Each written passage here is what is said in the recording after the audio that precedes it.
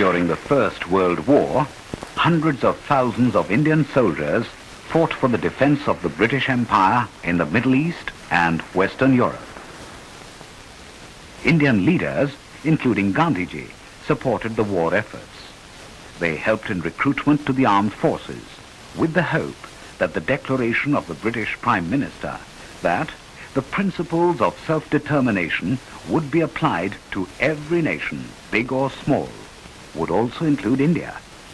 Ironically, instead of keeping their promise, the Raj was suppressing Indian nationalism with the help of the draconian Defence of India Act.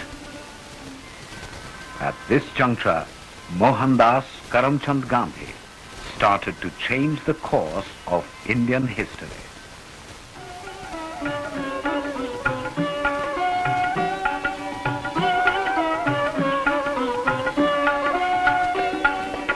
The success of Gandhiji's mission in Champaran created a sensation throughout India. Gandhi became a symbol of uncompromising truth, fearlessness, and non-violence. Jawaharlal Nehru has said, Gandhi influenced millions of people in India in varying degrees. He made the Congress democratic and a mass movement. Around this time, the Home Rule League had adopted self-government as its final objective.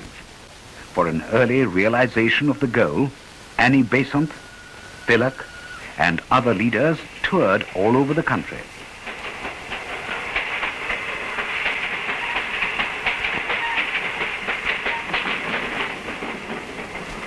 Annie Besant spelt out India's aspirations and the claims for Swaraj in her weekly Common Weal and the daily paper New India.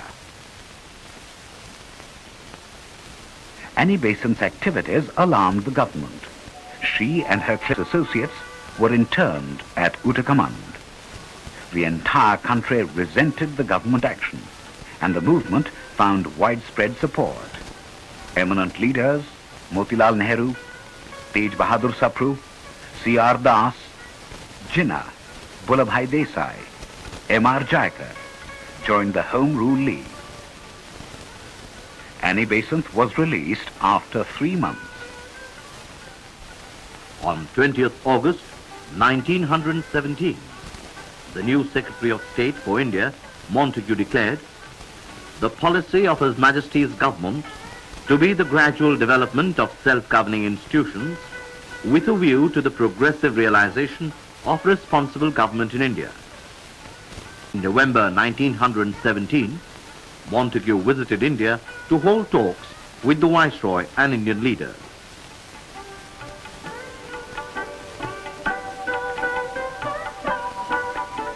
Annie Besant was elected President of the 1917 Calcutta session of the Congress. Gurudev Tagore headed the reception committee. The Congress demanded that a time limit be fixed for establishment of responsible government in India. Annie Besant declared that her fate was to see India free, to hear her hold up her head among the nations, and said, India shall soon be proud and self-reliant, strong and free.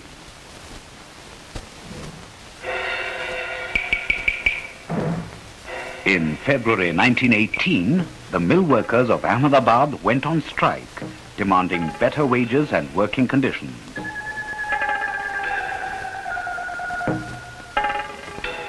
Their trade union leader was Ansuyaban, sister of the leader of the mill owners, Ambalal Sarabhai.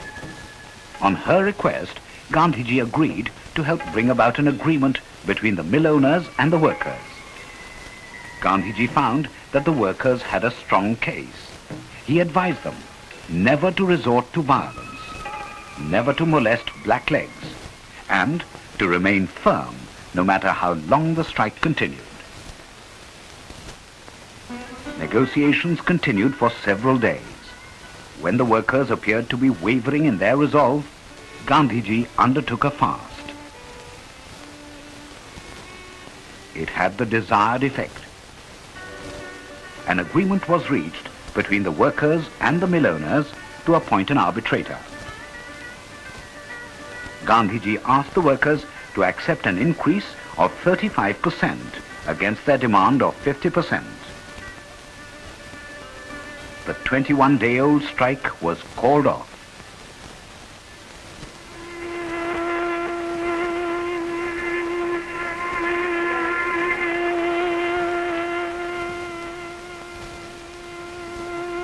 There was crop failure in Kaira district of Gujarat due to heavy floods. Famine conditions were developing.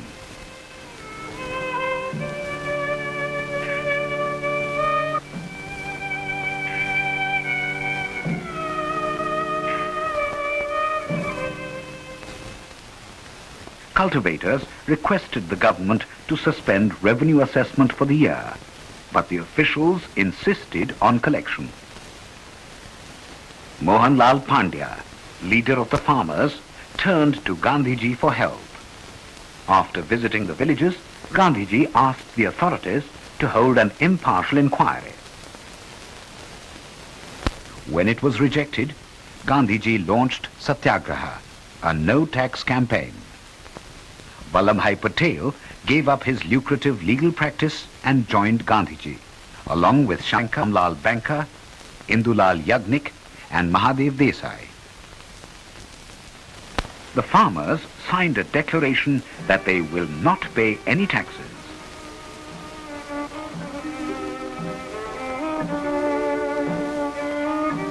Officials retaliated by seizing their movable properties. They attached standing crops, buffaloes, gold and silver ornaments, utensils, and other household goods.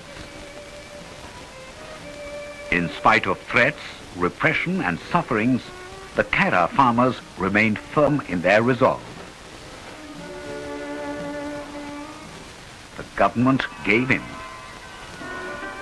Gandhiji admired the people of Kaira for their fearlessness, unity, determination, and sacrifice.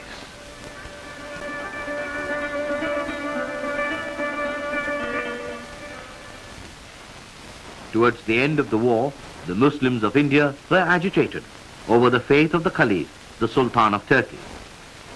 A Khilafat committee consisting of Hindus and Muslims pleaded with England to impose moderate peace terms on Turkey.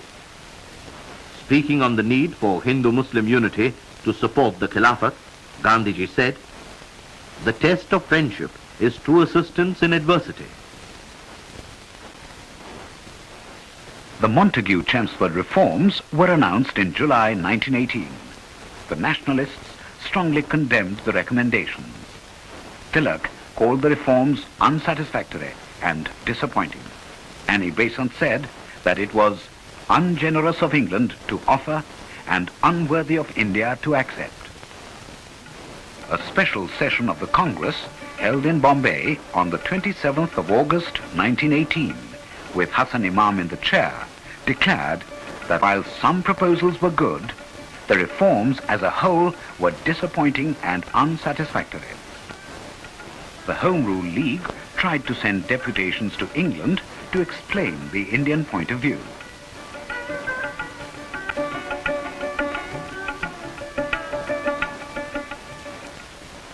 They were prevented by the British authorities. After the intervention of the Viceroy, Tilak was permitted to go. In London, he established contacts with a large number of members of the British Parliament. In order to suppress the freedom movement, the British government appointed a committee under Justice Rowlatt to investigate and report on the nature and extent of criminal conspiracies connected with revolutionary movement in India. The main intention, however, was to retain on the statute certain portions of the Defence of India Act, under which the administration enjoyed vast powers.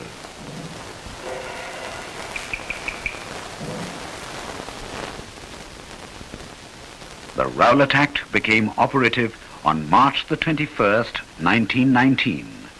It gave extraordinary powers to the government and provided for strong punitive and preventive measures, as well as expeditious trial of revolutionaries with no right to appeal. The act was described by Indian leaders as unjust, subversive of the principles of liberty and justice, and destructive of elementary rights.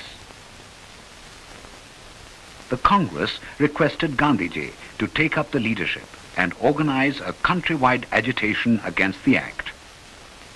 A Satyagraha Sabha was formed at Sabarmati under the presidentship of Gandhiji.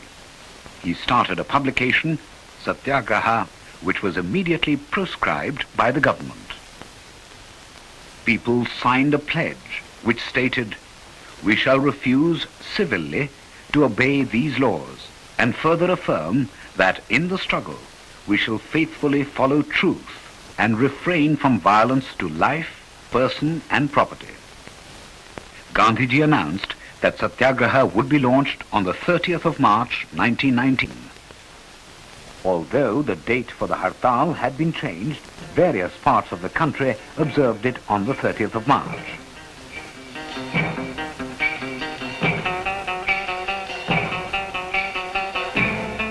Village officials resigned their jobs. There was complete accord between Hindus and Muslims as they worked together. Swami Shraddhananda delivered a speech at the Jama Masjid. Gandhiji, Sarojini Naidu, Surendranath Banerjee and others addressed prayer meetings in other mosques. On the 6th of April, countrywide Hartal was observed against the Black Bill, which was a national humiliation.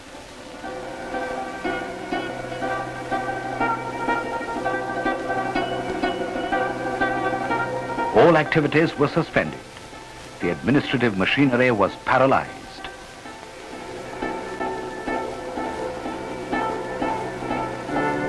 On the night of the 7th of April, Gandhiji was traveling to Amritsar. He was prohibited from entering Punjab. Gandhiji was taken out of the train and sent to Bombay. The editor of the Bombay Chronicle, B.G. Horniman, was an ardent supporter of India's struggle for freedom. When deported, he wrote to Gandhiji, "They are taking me away at last. I have been rushed for without notice. God speed you in your work for the Indian people." Gandhiji asked the people of Bombay to register their protest against Horniman's deportation by observing Hartal. 9th of April 1919, Ram Navami was celebrated all over Punjab as a day of communal harmony between Hindus and Muslims. Peaceful processions created a sense of unity and national consciousness. The governor of Punjab, Michael O'Dyer, became jittery. The district magistrate of Amritsar ordered two respected leaders, Dr. Satyapal and Dr. Saifuddin Kichlu, to be deported to Dharamshala. This led to spontaneous Hartal. The police opened fire. The peaceful procession turned violent. Several buildings and institutions were set on fire. Some European lives were lost.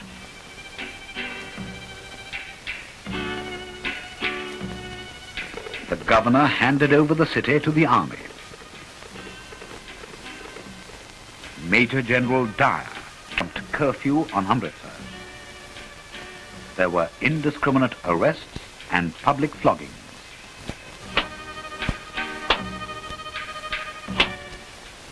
People were made to crawl while passing the house of one Miss Sherwood, who had been killed during the riots.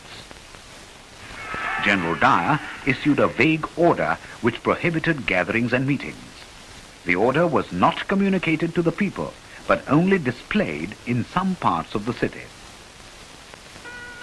On Baisakhi Day, the 13th of April 1919, over 20,000 persons gathered at Jallianwala Bagh for the celebrations and to express their grief for those killed in police firing. When the peaceful meeting was in progress, General Dyer entered Jallianwala Bagh with 90 fully armed soldiers. He deployed the soldiers on high ground and immediately ordered them to fire.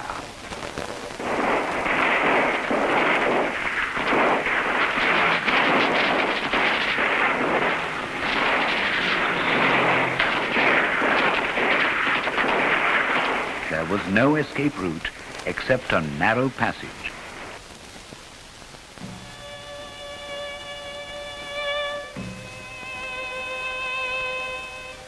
"1,650 rounds were fired on the peaceful assembly. According to British records, 379 persons were killed and nearly 1,200 wounded. A shocking act of brutality, of man's inhumanity against man." Sarojini Naidu's tormented heart cried out in tribute. How shall our love console thee, or assuage thy piteous wounds? How shall our grief requite the hate that scourges, and the hands that smite thy loveliness with rods of bitter rage? Poet Rabindranath Tagore renounced his knighthood. Several Indians gave up their titles and returned their medals. The governor of Punjab clamped martial law. Students were ordered to parade in front of the government offices and salute the Union Jack every day. Aeroplanes bombed some villages in Gujranwala.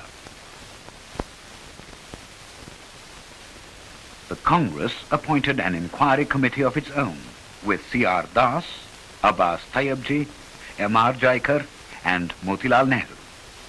The committee came to the conclusion that the Jallianwala Bagh massacre was a calculated piece of inhumanity towards utterly innocent and unarmed people. On public demand, the Secretary of State appointed a committee under Lord Hunter. General Dyer was asked, "When you got into the Bagh, what did you do?" Dyer replied, "I opened fire." At once? Immediately. I did not imagine it took me more than 30 seconds to make up my mind. Did you ask the crowd to disperse? I merely felt that my order had not been obeyed and martial law was flouted. It was my duty to fire immediately. The European majority on the committee justified General Dyer's action, but the Indian members were highly critical of General Dyer's inhuman action. At the Amritsar Congress of 1919, Gandhiji wore a white cap, which was to become the uniform of our struggle for freedom. It came to be known popularly as the Gandhi cap.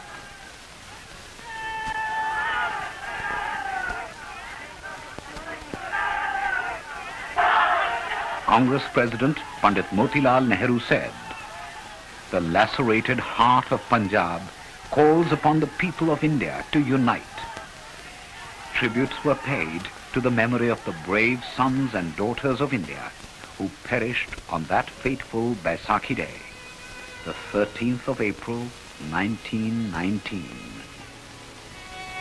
Today, the flame of liberty stands as a mute reminder of their suffering, of their sacrifice. They died so that we could live in freedom.